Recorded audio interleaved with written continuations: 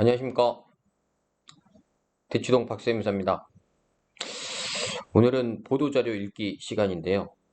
국토교통부에서 얼마 전에 나왔던 보도자료를 한번 읽어볼까 합니다. 이게 뭐 지극히 제 개인적인 시선에서 읽는 내용이니까 그냥 참조하시고, 화면에서 보듯이 국토교통부에서 보도자료를 냈는데 얼마 전에 그 뉴스에 막 나왔죠. 공시가격 1억 이하 저가 아파트 실거래가 조사.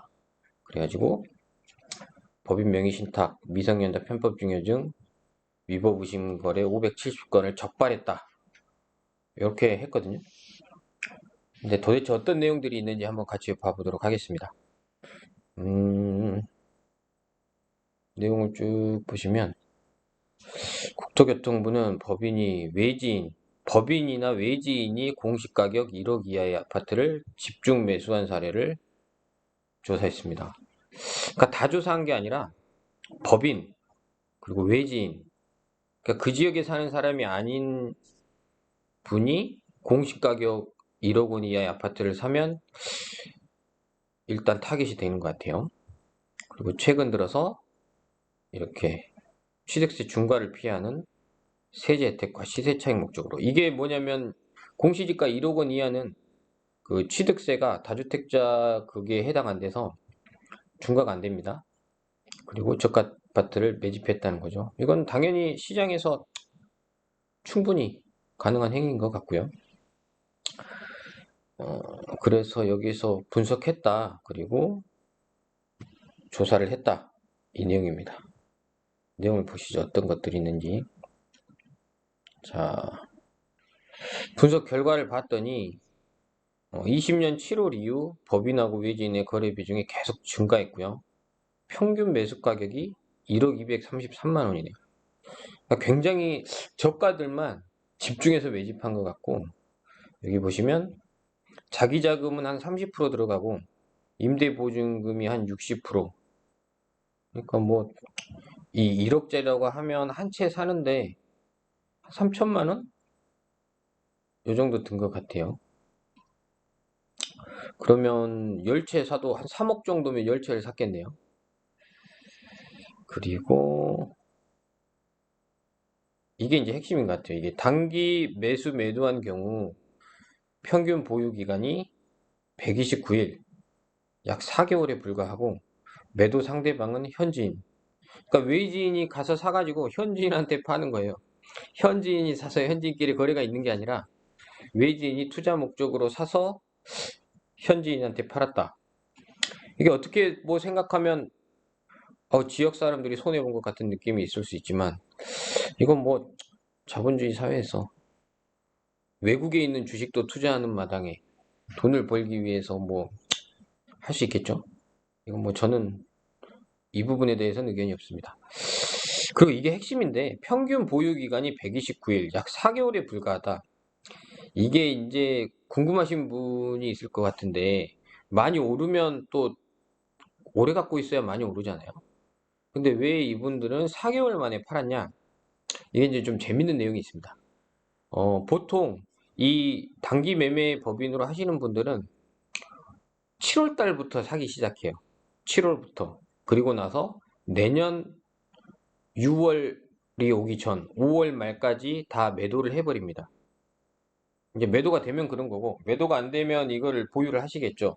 근데 이 이유는 뭐냐면, 이게 지금 종부세 때문에 그래요.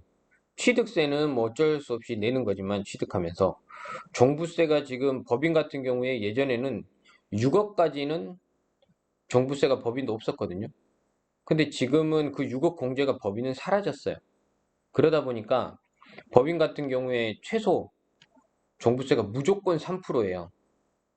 그러니까 생각해 보시면 그 종부세를 과세하는 기준일이 매년 6월 1일자에 소유한 사람이 내게 돼 있습니다. 그러면 법인 같은 경우에 6월 1일이 지나가면 전체 금액의 3%를 종부세를 내야 되는 거예요. 그러면 수익률이 굉장히 낮아지겠죠. 이게 차익에 대해서 내는 게 아니라, 아까 말씀드린 것처럼 공시가액이 예를 들어 1억이라 그러면 300만 원을 무조건 종부세를 내게 되는 거예요.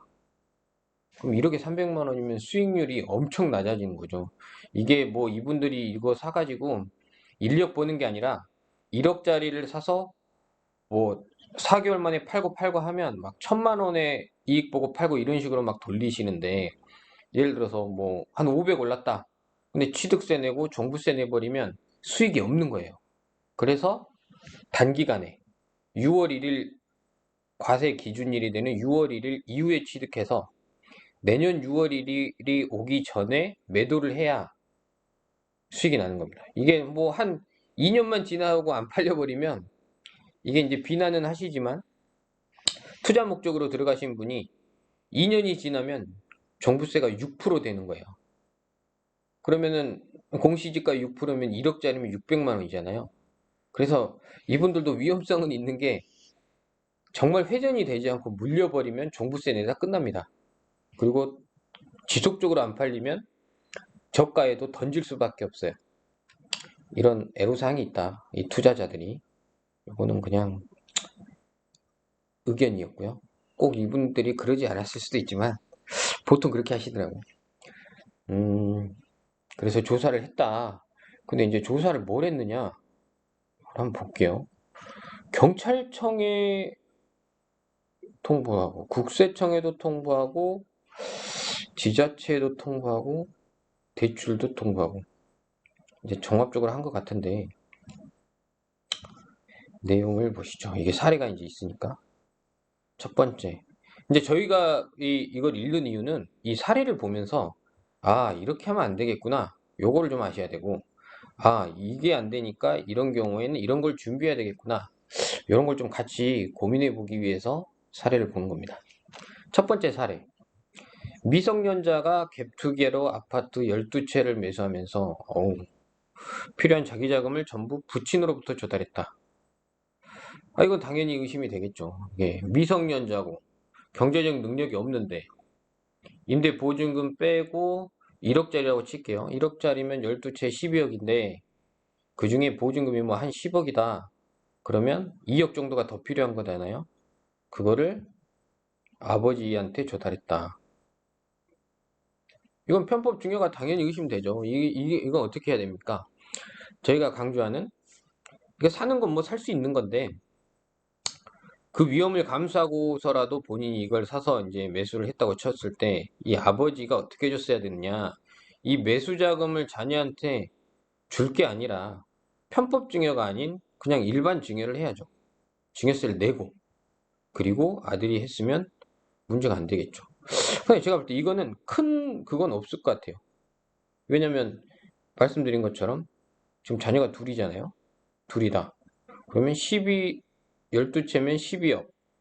한 10억은 했다고 치고, 보증금이라고 치고, 그럼 각각 1억씩만 증여하면 뭐 충분히 되는 거잖아요. 이렇게 해봐야 증여세 얼마 나오겠습니까? 뭐 10% 수준이니까 증여공제 빼고 내면 별 큰 무리는 없었을 것 같고, 그렇지만 국세청은 경각심을 불러일으키기 위해서 이렇게 했다. 자, 방법은 증여세를 내고 샀으면 문제가 없다. 또 하나, 돈을 차용증을 쓰고 빌렸으면 또 문제가 없겠죠. 근데 여기서 약간 걸리는 건 미성년자가 소득이 없다는 거예요. 소득이 있으면 차용증 쓰고 해도 충분하겠죠. 그래서 여기서 타겟이 된 건 일단 12채 매수한 것과 미성년자였다. 그리고 소득이 없었다. 이 부분인데 해결 방법은 증여세를 냈다면 됐다. 그리고 차용을 했어야 한다. 이렇게 생각하시면 될 것 같습니다. 자, 이해되시죠? 제가 지금 이 글을 읽고 있는 내용이 이해가 되셔야 돼요. 2번, 본인, 배우자, 형의 아파트 32채를, 야, 여기는 또 맞네요. 32채를 대금 수수도 없이 본인이 대표인 법인 명의로 소유권을 이전했다. 이거는 좀 재밌는데 할 수 있을 것 같아요. 이게 할 수 있을 것 같은데, 가족 소유의 저가 아파트 32채를 본인이 대표인 법인을 하나 만든 거죠. 일괄 매도했다. 매도할 수 있죠. 근데 문제는 대금 수수가 없었다는 거예요. 대금 수수가 없었다는 거고, 또 법인이 납부해야 할 취득세를 본인이 부담했다. 그리고 명의신탁에 심돼서 경찰청에 수사를 의뢰한다. 야, 이걸 경찰한테까지 수사 의뢰할, 뭐, 그럴 수 있죠. 그리고 단기간에 전부 매도했습니다. 전부. 당신 양도세 중과를 법인 명의로 회피하려는 목적으로 추정된다. 네. 이게 좀, 저는 보면서 약간 좀 의아한 게, 일단은 문제점부터 한번 파악해 볼게요. 대금 수수가 없었다는 거예요. 대금 수수를 했어야죠. 근데 대금을 못 줬겠죠. 팔아서 줄 수 있잖아요. 그러면 어떤 단서 조항을 달거나 계약서에 뭐 이 대금은 언제까지 주기로 한다 이런 부분을 달거나 했으면 되는데 그런 부분이 없었던 것 같고, 또 하나는 여기서 보시면 취득세를 본인이 부담했어요.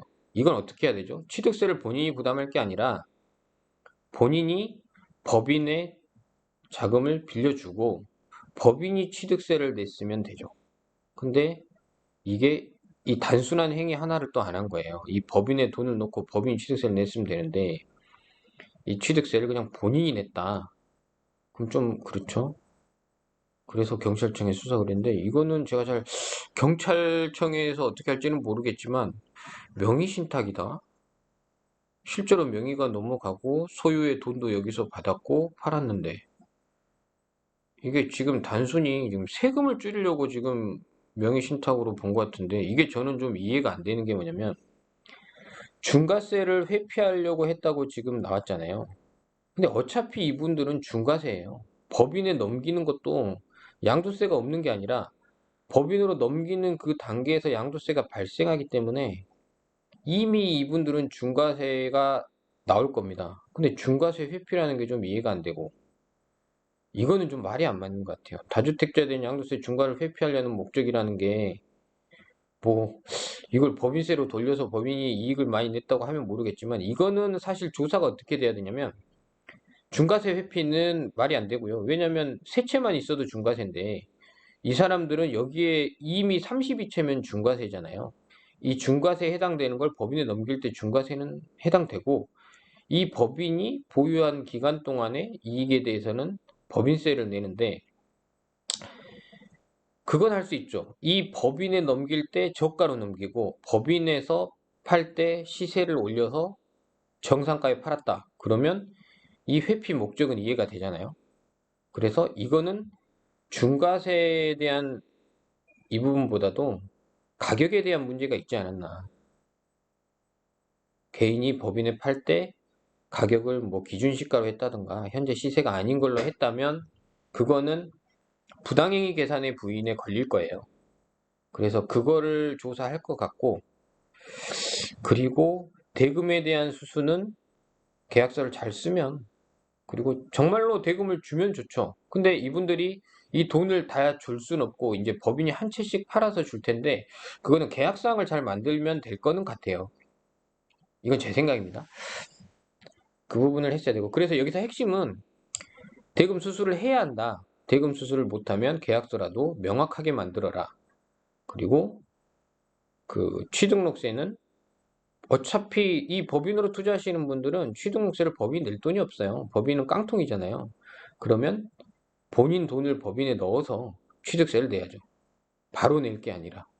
그리고 이게 가수금이나 이런 형태로 잡히면 나중에 법인이 팔고 이 취득세 대신 내준 건 본인한테 갚으면 됩니다. 그래서 이게 이제 경찰청 범죄 수사가 어떻게 될지 모르겠지만 이제 세법적인 입장에서는 부당행위에 대한 부분이 조사를 받지 않겠나 이렇게 보입니다. 자, 그리고 3번입니다. 법인이 갭투기로 아파트 33채, 30채 이상은 해야 되는군요.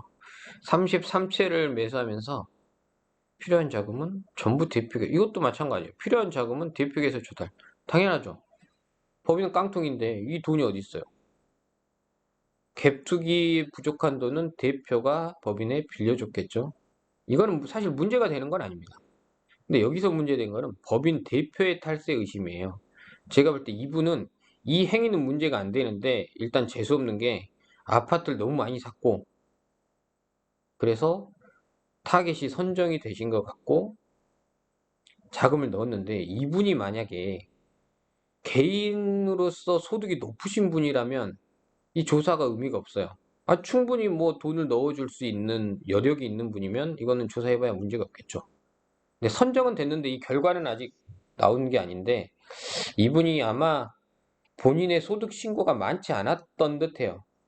그렇기 때문에 소득이 많지 않은 사람이 돈을 넣었는데 그럼 이 출처가 어딨냐? 그러면 이 사람은 소득을 누락했겠구나. 이걸 지금 의심해서 세무조사를 진행하고 있는 겁니다. 그래서 본인의 소득을 충분히 신고하셔라. 그렇다면 이 부분은 문제가 안 되실 것이다. 이렇게 보이고요. 사례 4번. 이게 마지막인데요. 기업자금은 대출을 받아서 아파트 매수에 썼다.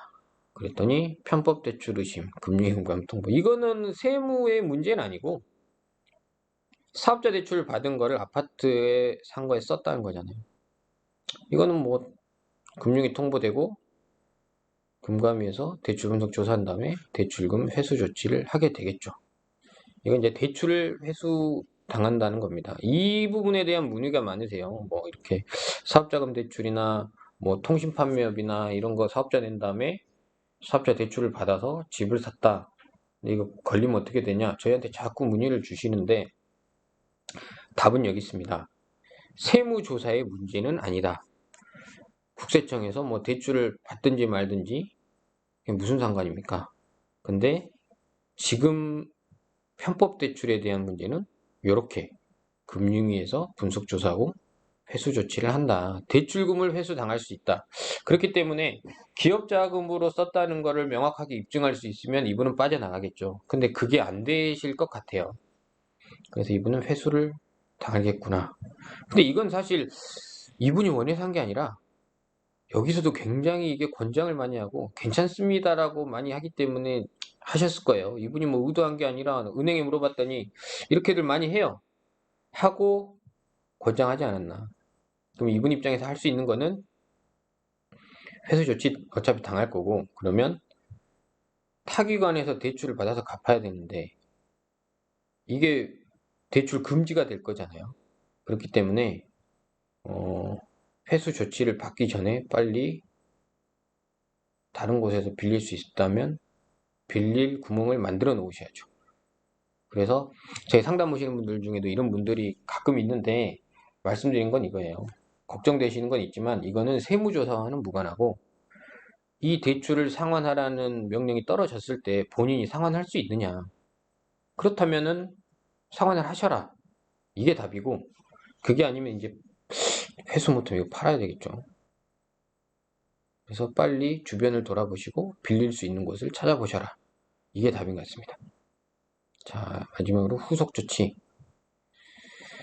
그래서 어떻게 하겠다는 거냐? 이렇게 보면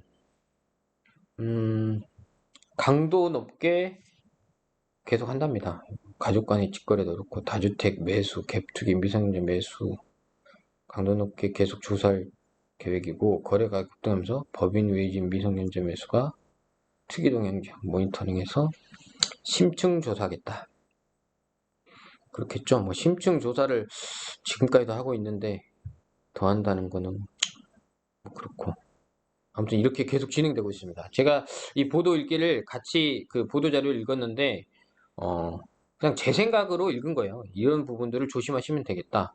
근데 이게 들어보시면 복잡한 게 아닌데 이 간단한 부분들을 놓치셔서 이렇게 문제가 되시는 거거든요. 그래서 투자하는 건 본인의 자유고 하는 거에 대해서 정당한 세금을 내고 정상적으로 수익을 취하는 거는 저는 뭐 나쁘지 않다고 보고요. 근데 단지 이런 부분에 있어서 문제가 되지 않도록 사전에 준비를 하셔라. 요거에 대해서 설명드리려고 오늘 준비해봤습니다. 그리고 이 보도자료에 대해서 야 이건 너무한 거 아니냐 이런 것까지 하느냐 궁금하신 분들 있잖아요. 그러면 저한테 전화를 주시면 안 되고 여기 있죠 여기 국토교통부 담당자가 있거든요. 여기에 문의하시면 됩니다. 아니 왜냐면 이걸 왜 말씀드리냐면 보도자료를 읽고 저는 이제 그 나머지 것만 읽어 드리는 건데 저한테 이거 따지신 분들이 있어가지고 제가 이걸 기획한 게 아니다. 저는 조사하는 사람이 아니라 대응을 도와드리는 분이다. 요거를 참고적으로 말씀드립니다. 마지막으로 보니까 매수가 집중된 지역이 이렇게 되네요. 천안, 아산, 부산, 창원, 인천, 부천, 청주, 광주. 여기가 급등지역인가 봐요. 천안, 아산, 부산, 창원, 인천, 부천, 청주, 광주.